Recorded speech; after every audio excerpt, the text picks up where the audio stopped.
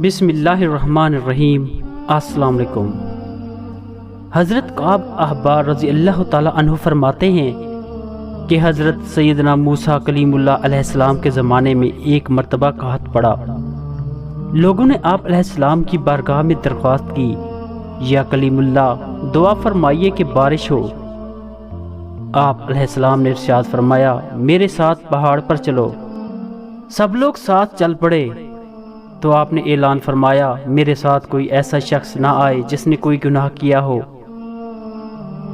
یہ سن کر سارے لوگ واپس چلے گئے، صرف برخ العابد نام کا ایک آنکھ والا آدمی ساتھ چلتا رہا۔ حضرت سیدنا موسیٰ علیہ السلام نے اس سے فرمایا، کیا تم نے میری بات نہیں سنی؟ عرض کی سنی ہے۔ پوچھا، کیا تم بالکل بے گناہ ہو؟ عرض کی، یا کلیم اللہ مجھے اپنا اور کوئی جرم تو یاد نہیں، البتہ ایک بات کا تذکرہ کرتا ہوں، اگر وہ گناہ ہے تو میں بھی واپس چلا جاتا ہوں۔ فرمایا، وہ کیا؟ عرض کی، ایک دن میں نے گزرگاہ پر کسی کی قیام گاہ میں ایک آنکھ سے جھانکا تو کوئی کھڑا تھا۔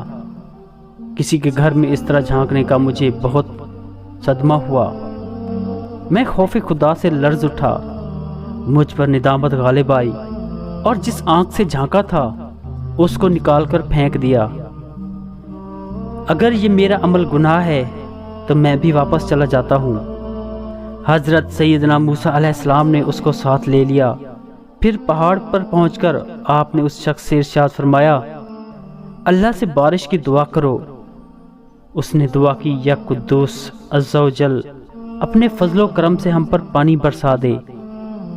فوراً بارش ہو گئی اور حضرت سیدنا موسیٰ علیہ السلام اور وہ شخص بھیگتے ہوئے پہاڑ سے واپس تشریف لائے۔ اس واقعے سے ہمیں سبق ملتا ہے کہ اپنے گناہوں پر اللہ سے ڈرتے رہو۔